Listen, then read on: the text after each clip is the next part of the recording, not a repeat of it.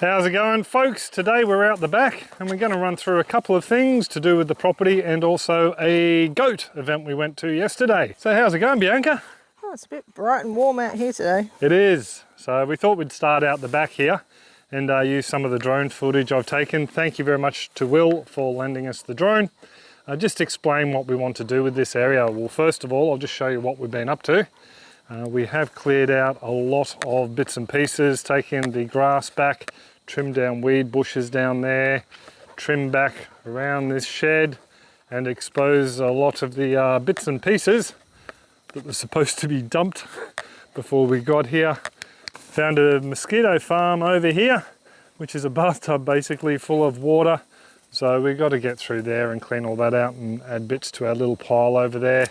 Like I said, cleaned out weeds from here, but yeah, it's just interesting the amount of bits and pieces that you do find underneath grass. A lot of it we can reuse in some shape or form, like the wire and those little makeshift fences. Also exposed the old incinerator over here, which I found around the other side was the nesting spot for our guinea fowl. And by the look of it, even Chook Chook has laid one. We have guinea fowl and Chook Chook's decided to contribute as well. But yeah, they're going to be taken by a goanna. They won't be viable at all. They're going to be gone as flash. So I think we're going to have to check that little nest spot daily for a while. Yes. Yes. Yeah, well, there was that big lace monitor in the grow tent there. So oh yeah, yesterday there was no, it wasn't yesterday, it was the day before. He was massive. He was clinging to the back wall on the inside and the roof. And his head was about here and his tail was about here. So he was quite big. And then he jumped out the hole in the roof and then legged it out into the back paddock. We actually saw another one this morning while we were out having coffee. Just a small little monitor sunning himself on the post in the cattle yards. So we definitely have enough around. So those eggs, they're just not going to survive. They won't last long at all. No. Now this area here, we're thinking we will reclaim and move these hoop houses. We've mentioned this before. And also the chicken pen up there that has a nice little sunflower blooming just in front of the door. And also the roost. We need to reclaim this area. And what we're thinking of doing is extending that back fence line up into the other side of the shed and clearing this whole area. It'll just be part of the house paddock that will allow the goats to feed in, and we'll mow it of course as well. We just want a nice clear boundary around the sheds, mainly because we do know there's rodents around and, more to the point, venomous snakes. Because yeah, we're not paying that much for Jack again. We also want the chickens and the poultry in an area where we can keep a visual eye on them from the house. So that's coming out. Might have a little goat holding area up here, because ultimately we would like to let them go forage in the timber area out the back there once we get our electric netting sorted out and all that sort of thing. So that's part of the greater plan of things. Yep. So this fence that Jack is behind, hiding in the shade, this will be coming out pretty much all up to the shed, and we'll pretty much leave it clear. Now, one of the other things we were talking about doing was pulling down the old humpy shed. Now the humpy shed was pretty wobbly as it stood, so we thought we should take it down for safety reasons. First thing we had to do was remove all the wire and the tin around the outside, and that was pretty easy to do. I just worked our way from the outside layer in and removed everything. Rain kept interrupting play every afternoon for a couple of days, because apparently if I can't stand up understairs without giving myself a concussion, we need two people where there's a chance where I might injure myself for a little while. Yes. Yes, so I'm on my learners for a little while. Back to the humpy. After Q-Gate yesterday, I used a couple of bits of sling from an old aircraft carrier that Dad bought at auction, and tied that using clove hitches to the top rail beams under the roof, hooked that up to the snatch strap, and basically pulled the humpy down using the ute. We did have a bit of an issue with one post not coming completely over, and we didn't want it standing in case it fell on top of a guinea fowl or a jack. So I did a little bit of an undercut with a chainsaw and then just cut through the top, and yeah, just took the top off that post so the roof laid flat. And thank you very much to Mr. H for the chainsaw. We really do appreciate it, mate. We've used it a few times now. Now the rest of the roof, we're pretty much all just going to take it to pieces through the week. This top capping was all pop riveted on, so that's one of the reasons why I wanted it down. It wasn't stable enough for me to stand up there and drill them all out. So this looks like to, yeah, just be the easiest way to deal with it. Pull the tin off, stick it to one side, and all these timbers will end up going onto a fire at some point in time. They should make a nice big bonfire. If there's any decent ones, I think there might be one or two decent bits of the top bearer posts. We might be able to use them as fence posts or something along the lines later on.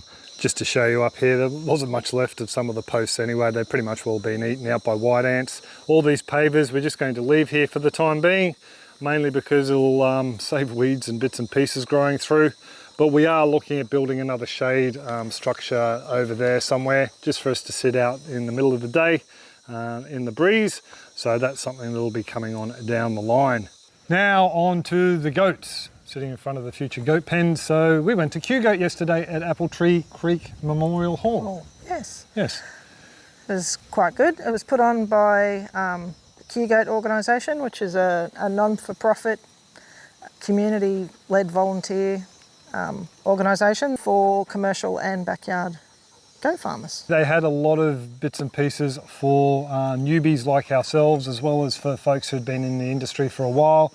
In fact, I actually had a couple of sisters there who are the original importers of the boar genetics into Australia back in the 80s. Gave a little bit of an explanation about what to look for in does in particular and bucks, and talking about breeding and those sorts of things. So very interesting. The parasites, what did you think of the parasite section? That was a bit overwhelming. Yeah, everything from hydatus to a stern warning about foot and mouth disease at the end, which we don't have here. We don't have here, no. A producer actually came up and gave her story of her daughter and hydatus, which is a parasite, a tapeworm that you can get from eating organ meat of infected animals.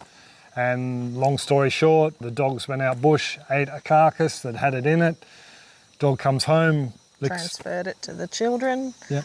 And the daughter ended up with cysts in her lungs that you can't get rid of. No. And need to be physically removed in her case. And she lost half of one lung and a third of another lung. So yeah. A little bit scary. A little bit scary. We came home with a little book. Very handy little booklet actually on different diseases that goats can get. I think that was from the Meat and Livestock Australia. That book goes into kidding and drenching and all sorts of things, so very helpful. Also, they had the, these folks, the BMR. Burnett Mary River Group. Yes. So they're the local NRM group that looks after... Natural Resource Management Group, sorry, yep. That looks after this area. And there's 56 of them across Australia, so... It was a very jam-packed full day, but they just basically told us about the services, the fodder mapping from long paddock, all the different erosion measures. Even the other little booklet, I didn't bring it out, but the other little booklet they included was different land types and the sort of fodder you can expect on those, with the different ground types, be it granite or clay or... Yep. Yeah, it was very interesting. We definitely learnt a lot. Forgot a lot and took a lot of notes. But we have a lot more resources that we didn't have beforehand. So. And one of the biggest helps for the day was a gentleman called Clark, who after the talks were all over and everyone was trying to pack up, stood there and answered our questions. He's a producer, Alloway area, just south of Bundy, and he answered our questions, everything from drenching, alternate drenches for worms and treatments, how he helps look after the giant rat's tail grass, which apparently is a lot worse in his area than ours. Fencing ideas. We just kept going on and on with Clark. It was a great chat. We definitely learnt a lot for the day. It was well worth it, wasn't it? Yes. Yeah. The day was very well worth it. And they actually have a number of different days coming up. Yeah. And it was free. So anyway, we feel a lot better about what we actually have here fencing wise, and we can work with what we've got to a degree. There's a few things we still need to change around. We need to plan for paddocks, little fenced off cells to graze the goats. Yep. We're looking at half a dozen to begin with, all does. We'll look at getting a buck or finding a weekend buck down the line. So yeah, that's pretty much where we're up to with that, that side of thing, and yeah, a bit of a chat about the goats.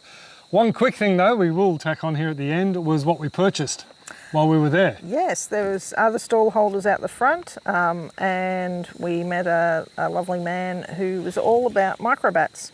And we have a number of microbats that drive Jack absolutely bonkers in the evening. Yes. As they fly backwards and forwards past the deck as we're sitting out under the light there. They're just coming in for all the insects. They do show up in the videos that we take, the security videos, but only as like a little white flash. Yeah. We've caught them a number of times going through there. We actually think they're nesting in the pine, or palm trees I should say, above us. Yep. But they had some little nesting boxes for sale. These little things here. Yes. They're made by the men's shed in Hervey Bay. Hervey Bay, and they're really basic. This panel will come off and you can screw it to the wall or tree or wherever you're going to put it, and then the bats just fly under and hide out and nest in there all day. So we got 3 of them to hopefully replace what we'll be taking down when this palm tree goes. It's not going anytime soon, need to sharpen the chainsaw first. But because we bought 3, we ended up coming home with this little bats of the Mary River, or Burnett Mary region, sorry. And it's just chockers full of the different bat varieties we can find in this area, written by the gentleman who actually we were speaking to on the day. Yeah. And yeah, it goes through a few other bits and pieces like different classifications, how they forage for food and that sort of thing. So yeah, we're very chuffed that we picked them up. Yeah. Got to look after your little pollinators and insectivores. And if they start nesting in the boxes, we might be able to tell what species they are. Which will be very handy. Yes. Because all I could say to him was they're about that big as they fly by the deck very fast. So and yeah. you can chase them with a torch while they're flying around in the air. And they eat insects. So that's all we know so far. Yep. So we might leave it there and go inside and do some stuff. You can do some editing until the sun goes down. Now I'll hop on the lawnmower. Woohoo! Getting the place ready for a VIP who is staying over for a week or 2. Yep. Oh, yeah, I need to go inside and do some things for that. Yep. So, better make tracks. Yeah. Hope you all have a fantastic week, folks. See you later.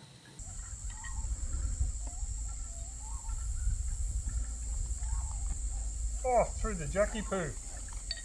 Through the Jackie poo. And here's proof. He does clean up his toys after he finishes playing with them. What do I do? Nothing. Clean my toys up. Sometimes I do.